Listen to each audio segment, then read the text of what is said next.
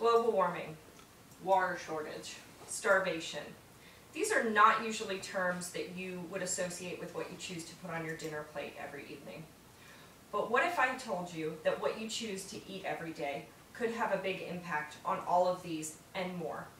What if I also said that eating less meat could have a positive effect on these things? Would you do it?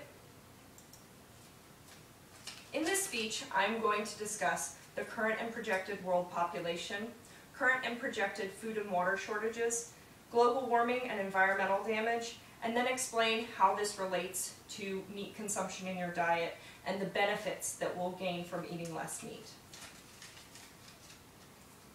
You're probably asking why you should care. This is not something that is going to happen in 1,000 years or even in 100. Everything I'm talking about is projected to happen within the next 30 to 50 years. So maybe in our lifetime, but definitely in the lifetime of our children. You're also probably asking why you should listen to me. Well, first off, I am not a vegetarian. I enjoy steak as much as probably the average American. I am not a tree-hugging hippie. I am not speaking on animal rights or any basis of that. This is purely on the sustainability of the human race and our future on this planet. There are currently just under 7 billion people on Earth, of which an estimated 1 billion people are already malnourished and don't have enough food to eat. Many also don't have enough fresh water to drink, and we are causing significant global damage with the way our diets are currently trending. With increased economy and new developing nations, meat consumption is on the rise. The USDA states that global per capita meat consumption continues to increase, and meat shipments from major exporters rise about 1.8% per year. Animal meat as a main protein source is not sustainable. It uses farmland that could be used to grow food primarily for human consumption. It also consumes a large amount of our fresh water supply, and it causes an impact to our environment. With the projected population by the year 2050 being around 9 billion, we need to start making changes in the way we eat today and decreasing the amount of animal protein that we eat in our diets. In a paper published in October 2011 by Nature magazine titled "Solutions for a Cultivating Planet," they showed that if you were to add all the croplands devoted to feeding animals, including the pasture and grazing land, it accounts for only about 75%. It accounts for 75% of the total world distribution of agricultural land. So 75% of the land that we farm on this earth is going to raising livestock. In a paper by the Population Institute titled 2030, The Perfect Storm Scenario, they state that it takes about 2 to 5 pounds of grain to produce only 1 pound of farm-raised beef. In an article published by World Watch magazine titled "Is Meat Sustainable?", they say that 56 million acres of U.S. land are used to grow hay for livestock, while only 4 million acres are used to grow vegetables for human consumption. Also in the Nature magazine article, they state that agriculture is responsible for 30 to 35% of global greenhouse emissions.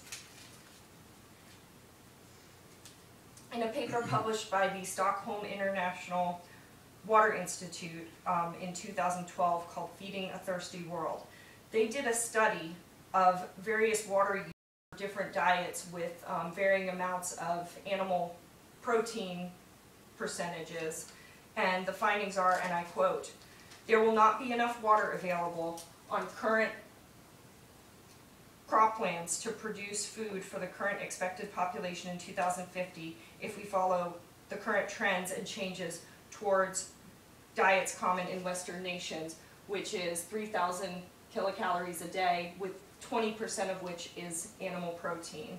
There will, however, be just enough water if the proportion of animal-based foods is limited, decreased to only 5% of the total calories. Supporting 9 billion may seem like a large task to take on. However, the solution is quite simple. You just have to eat less meat. For those of you who are more adventurous eaters, meat can be substituted with other protein sources, such as tofu, beans, nuts, and even some grains can be a good source of protein. For those of you who have to have meat, there's also a solution. Simply cutting back portions can help with these problems as well, just eating less meat. Also, good news for the carnivores. No one has to go completely vegetarian. The Nature magazine article, Solutions for a Cultivated Planet, states that grazing systems, especially on pastures unsuitable for other food production, and mixed crop livestock systems can actually add calories and protein to the world and improve economic conditions and food security in many regions. But they also state that using highly productive croplands to produce animal feed, no matter how efficiently, represents a net drain on the world's potential food supply. My solution is simple. It offers more food for everyone, more fresh water, a cleaner environment, and a more sustainable future for everyone. First, we'll talk about more food. In the World Watch article, Meat, Is It More Sustainable? They cited a calculation by the World Hunger Program at Brown University that recent world harvest, if equally distributed with no diversion of grain for feeding livestock, could provide a vegetarian diet for 6 billion people. Whereas a meat-rich diet like that of wealthier nations could only support 2.6 billion. Isn't that crazy? Oh my God. The Nature magazine article states that shifting 16 major crops to 100% human food could add over 1 billion tons of global food production, which is a 28% increase.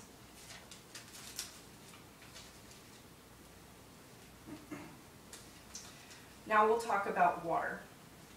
In the World Watch magazine article, they posted a quote from The Food Revolution, How Your Diet Can Help Save Your Life and the World.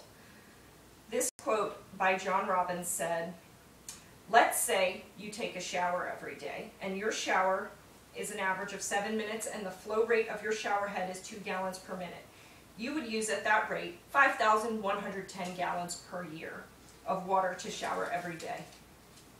When you compare that figure to the amount the Water Education Foundation calculates is used in the production of every pound of California beef, which is 2,464 gallons, you might realize something extraordinary. In California today, you may save more water by not eating a pound of beef than you would by not showering for 6 months. With too many mouths to feed as it is, and more on the way, the time to act is now. We need to change the way we eat in order to ensure that we have enough food, water, and a clean environment, and eating less meat is the easiest way to do it. So, what can you do? Well, for starters, if you eat meat, you can simply try cutting your portion in half. Or, if you want to do more, cut it into a third. Otherwise, the substitutions like eating other proteins, like beans and tofu, can help. Any steps we can start taking today toward a modest protein diet